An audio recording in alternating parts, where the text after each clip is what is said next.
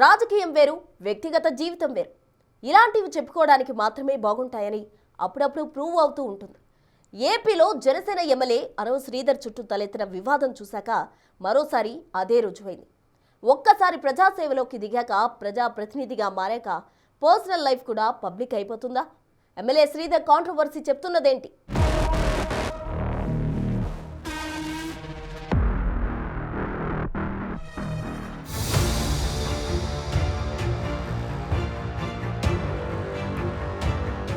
మహిళల లైంగిక ఆరోపణలతో కొందరు,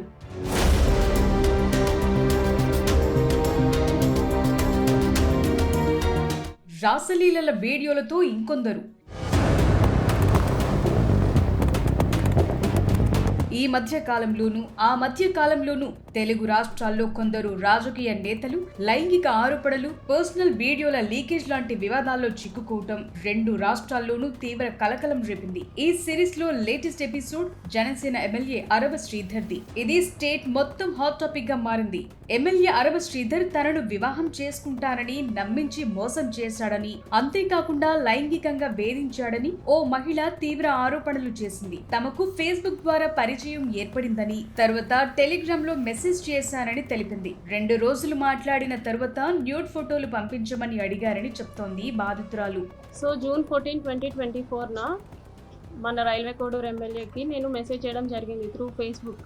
కంగ్రాచులేషన్స్ సార్ అని చెప్పేసి ఆయన థ్యాంక్ యూ అని చెప్పి ఫస్ట్ ఆయన ఫోన్ నెంబర్ ఇచ్చి నా ఫోన్ నెంబర్ తీసుకొని ఇక్కడ వద్దు టెలిగ్రామ్లో చాట్ చేద్దాము అనేసి చెప్పారు. సో నేను టెలిగ్రామ్లో మెసేజ్ చేశాను. 2 days బాగానే మాట్లాడారు నాతో, అంటే నార్మల్గానే మాట్లాడారు. అందరూ ఎలా ఫ్రెండ్లీగా మాట్లాడతారో అలాగే మాట్లాడారు. సో కంటిన్యూస్ చాటింగ్ అనమాట. 2 days తర్వాత వీడియో కాల్స్ చెయ్యి, నీ న్యూడ్స్ పంపించు అని ఈ టైప్ ఆఫ్ మెసేజింగ్ చేయడం జరిగింది నాకు. సారీ సార్, నేను న్యూడ్స్ అయితే అట్లాగా పంపించలేను, వీడియో కాల్స్ కూడా నాకు కంఫర్టబుల్ కాదు అనేసి చెప్పాను అనమాట. న్యూడ్స్ పంపించమని ఒక 3-4 days అడిగారు బాగా. నేను పంపను అనేసరికి కొంచెం బెదిరించడం లాంటివి చేశారనమాట. ఓకే న్యూడ్స్ పంపొద్దు, నేను నీతో మాట్లాడాలి, నన్ను పర్సన్గా మీట్ అవ్వు, ఇన్ పర్సన్లో మీట్ అవ్వు అని చెప్పేసి అన్నారు. తనకు ఇలాంటివి ఇష్టం లేదని నేరుగా చెప్పటానికి ఎమ్మెల్యేను కలిశానని బాధితురాలు తెలిపింది. ఓ రోజు తనను వెహికల్లో తీసుకెళ్లాడని, మార్గ మధ్యలో వాహనం ఆపి తనపై అఘాయిత్యానికి పాల్పడ్డాడని తెలిపింది. తను తన బాబు మాత్రమే ఉండటం ఎమ్మెల్యేకు ఆసరాగా అయ్యిందని, బలవంతపు రిలేషన్షిప్ ఎందుకని ప్రశ్నిస్తే బెదిరించాడని ఆవేదన వ్యక్తం చేసింది. గర్భం వస్తే తీయించుకోమని చెప్పాడని, అందుకు ఒప్పుకోనందుకు ఓ రోజు రాత్రి ఇంటికొచ్చి తనను కొట్టాడని కూడా వెళ్లబోసుకుంది. ఎమ్మెల్యే పై కంప్లైంట్ చేసిన పోలీసులు తీసుకోవటం లేదని ఆరోపించింది బాధితురాలు. దాంతో సీఎం చంద్రబాబుకు ఫిర్యాదు చేశానని, పవన్ కళ్యాణ్ కు కూడా ఫిర్యాదు చేసేందుకు ప్రయత్నించానని తెలిపింది. July 9th కలిసాను, for the first time July 9th కలిసాను. ఆయన షెడ్యూల్ అంతా అయిపోయిన తర్వాత నైట్ 8 o'clock అలాగా వచ్చి నన్ను పిక్ చేసుకున్నారు. మా ఇంటి దగ్గర పిక్ చేసుకుని తీసుకెళ్లారు.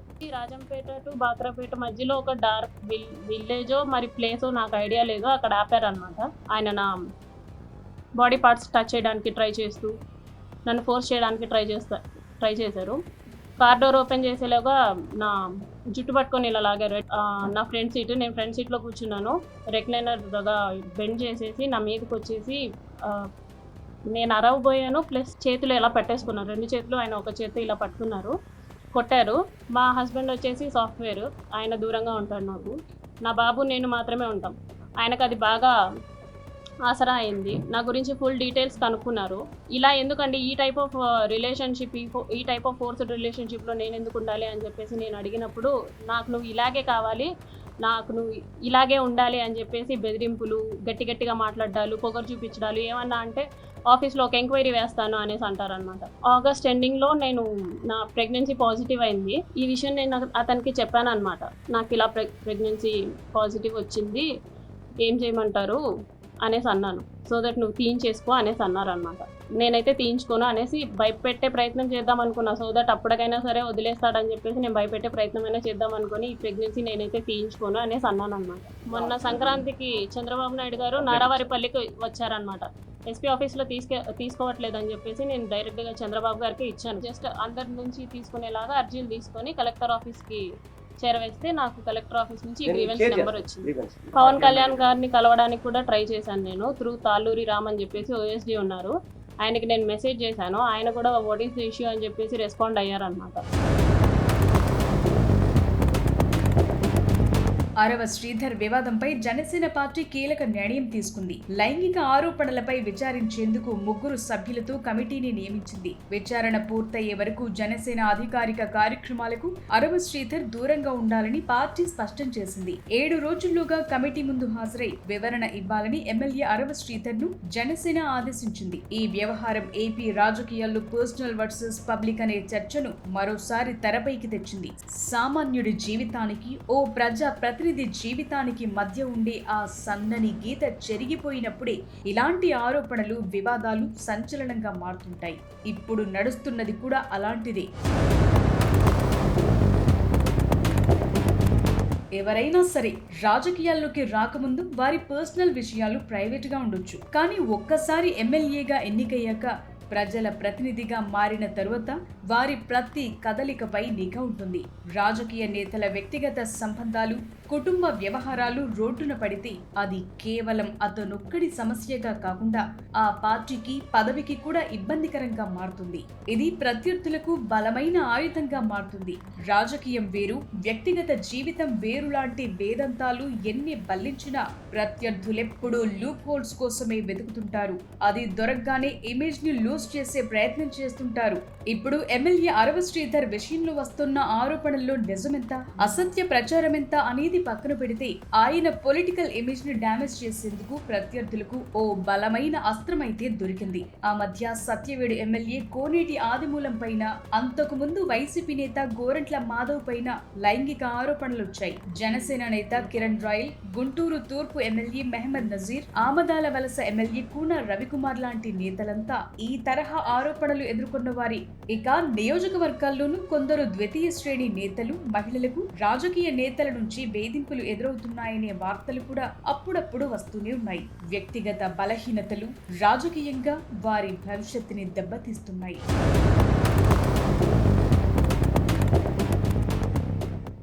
ఎమ్మెల్యే అవని, ఎంపీ అవని, అంతకు మించిన పదవి ఏదైనా ఉండని ఒక్కసారి ప్రజా జీవితంలోకి అడుగుపెట్టాక అందరి జీవితాలు తెరచిన పుస్తకాల్లాగే మారిపోతాయి. దీన్ని సరిగ్గా అర్థం చేసుకోలేక కొందరు లీడర్స్ లిమిట్స్ క్రాస్ చేసేస్తున్నారు. అసలు నాయకుడిగా ఎదిగినంత మాత్రాన, పదవి హోదా దక్కినంత మాత్రాన నేతలకు భయం, బాధ్యత ఉండక్కర్లేదా? ఎప్పటికైనా కళ్ళు తెరిచి ఒళ్ళు దగ్గర పెట్టుకోకపోతే అంతే సంగత. ఇప్పుడంతా ఒకప్పటిలా లేదు. రోజులు మారాయి, మనుషులు మారారు. ప్రజా జీవితంలో ఉన్న వాళ్ళు ఇలాంటి విషయాల్లో నిగ్రహంగా లేకపోతే ప్రజల ఆగ్రహాన్ని ఎదుర్కోవాల్సి వస్తుంది.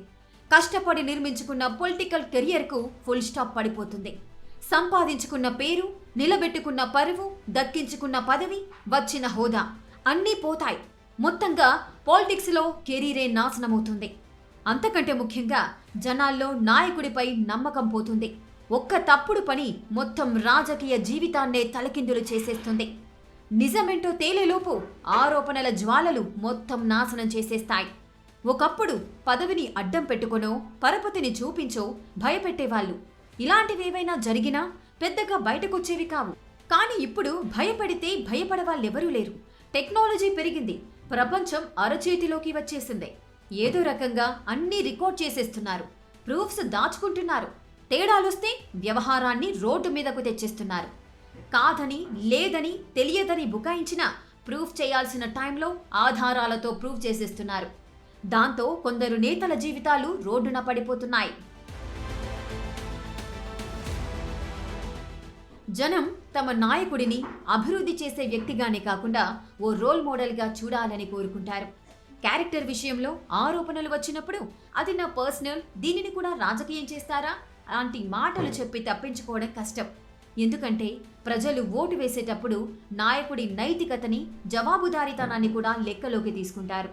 ఒకప్పుడు ఇలాంటి విషయాలు 4 గోడల మధ్య ఆగిపోయేవి.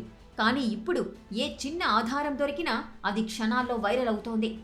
ఎమ్మెల్యే శ్రీధర్ వివాదంలోనూ బయటకొచ్చిన ఆడియోలు, వీడియోలు 2 తెలుగు రాష్ట్రాల్లో తీవ్ర చర్చకు దారితీశాయి. ఇలాంటి లైంగిక ఆరోపణల వివాదాలు సామాన్య ప్రజల్లోనూ, ముఖ్యంగా మహిళా ఓటర్లలోనూ ఆయన పట్ల ఉన్న నమ్మకాన్ని తగ్గించేస్తాయి. ఓ ప్రజాప్రతినిధి తన సొంత సమస్యనే పరిష్కరించుకోలేకపోతే నియోజకవర్గ సమస్యలను ఎలా తీరుస్తారనే ప్రశ్న తలెత్తుతుంది. ఏ లీడర్కైనా క్షేత్రస్థాయిలో ఉండే కార్యకర్తలే బలం. ప్రత్యర్థులు ఈ వివాదంపై విమర్శలు చేస్తున్నప్పుడు తమ నాయకుడిని సమర్థించుకోలేక కార్యకర్తలు డిఫెన్స్లో పడిపోయే అవకాశం ఉంటుంది.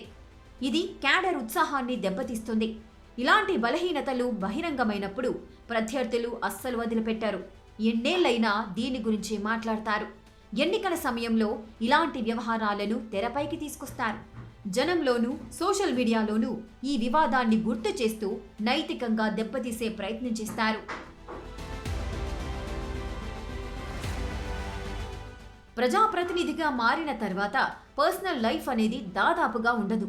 ఓ వ్యక్తి తన ప్రైవేట్ జీవితంలో తీసుకునే నిర్ణయాలు ఆయన పబ్లిక్ ఇమేజ్ని శాసిస్తాయి.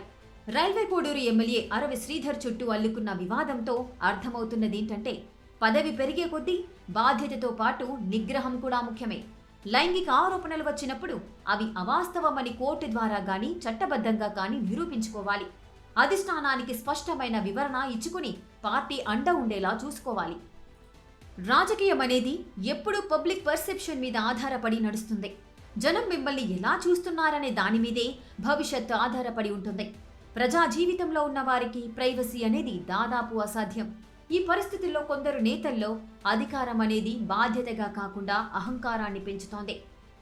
ఏం చేసినా చెల్లుతుందనే భావనే ఇలాంటి వివాదాలు చుట్టుముట్టేలా చేస్తోంది.